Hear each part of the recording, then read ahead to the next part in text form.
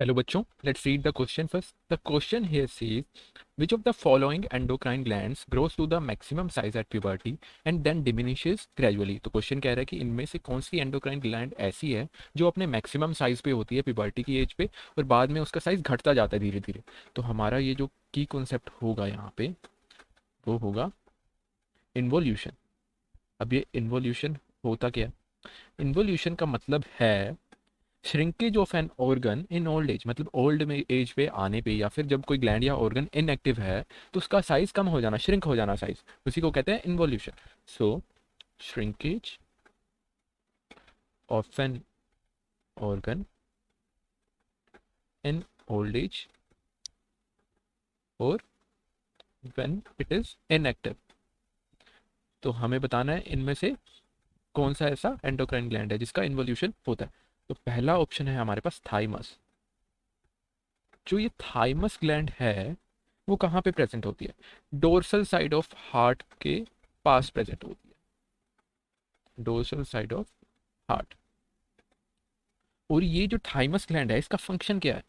ये इम्यूनिटी में major role play करती है, play a major role in body immunity, मतलब बॉडी को प्रोटेक्ट करती है from infections.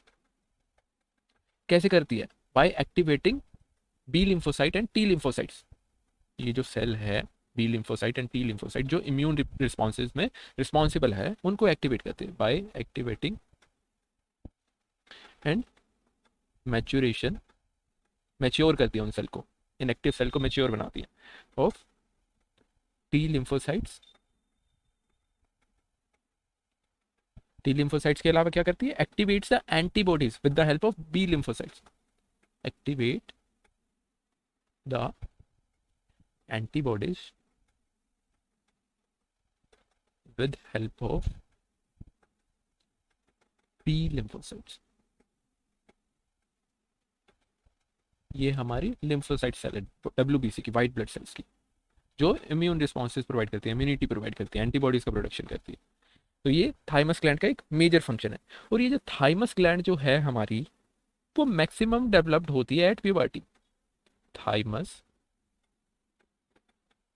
Maximum developed at puberty. तभी अपनों ने सुना होगा जो यंग एज में होते हैं वो कम बीमार पड़ते हैं और उनमें एनर्जी ज़्यादा होती है क्योंकि इम्यून सिस्टम उनका स्ट्रॉन्ग होता है। किस लिए स्ट्रॉन्ग होता है? क्योंकि थाइमस है उनके पास बहुत अच्छे से डेवलप्ड है, मैक्सिमम साइज पे, maximum developed at puberty with maximum size.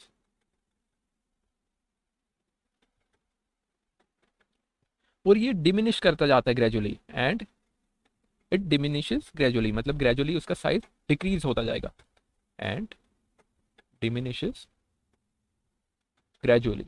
तभी जो ओल्ड पीपल होते हैं जिनकी एज बहुत ज़्यादा होती है उनकी इम्यून सिस्टम स्ट्रॉन्ग नहीं होता जितना यंग लोगों का स्ट्रॉन्ग होता है, क्योंकि थाइमस का साइज बहुत रिड्यूस हो गया। और थाइमस क्या सिक्रिएट करता है?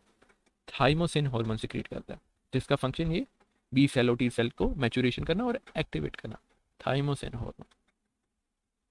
और बाय द एज ऑफ 70 ये बहुत छोटा स्ट्रक्चर बन जाता है थाइमस ग्लैंड।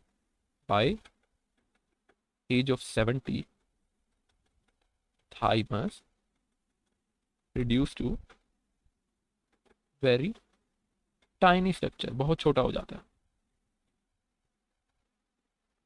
फिर दूसरा हमारे पास है पिट्यूटरी ग्लैंड।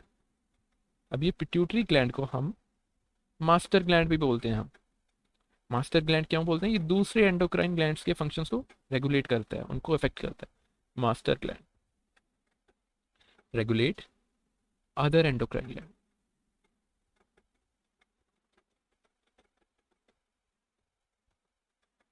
वो सिक्रीट क्या क्या कर सकते हैं? पिट्यूटरी बहुत सारे हार्मोन सिक्रीट करता है, 8 हार्मोन्स टोटल सिक्रीट करता है। उनमें से कुछ हैं ग्रोथ हार्मोन,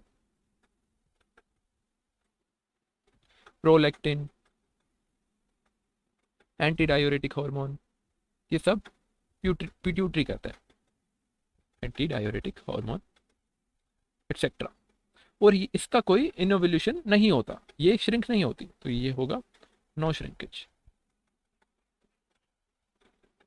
फिर तीसरा हमारे पास था थायराइड। अब थायराइड कहाँ पे प्रेजेंट है? ये नेक रीजन में प्रेजेंट होता है, नियर लैरिंग्स, जो वॉइस बॉक्स है हमारा, नियर लैरिंग्स एंड नेक रीजन। और ये क्या सिक्रीट करता है? थायरोक्सिन हार्मोन सिक्रीट करता है। और ये थायरोक्सिन हार्मोन बॉडी मेटाबॉलिज्म को रेगुलेट करता है, रेगुलेट मेटाबॉलिज्म।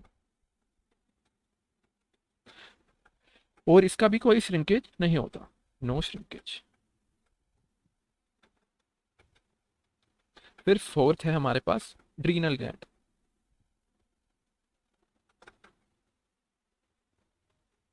अभी जो एड्रीनल ग्लैंड है हमारी, वो कहाँ पे प्रेजेंट है? अपर साइड ऑफ किडनी के पास प्रेजेंट है एड्रीनल ग्लैंड। कहाँ पे प्रेजेंट है? Near upper side of kidney. और ये कौन से हार्मोन सिक्रीट करती है? कोर्टिसोल बोलते हैं जिसे हम। कोर्टिसोल क्या करता है? स्ट्रेस हार्मोन है, स्ट्रेस को मेंटेन करता है, मेंटेन स्ट्रेस लेवल। और एड्रीनालिन होता है जो जो कि एमरजेंसी हार्मोन है।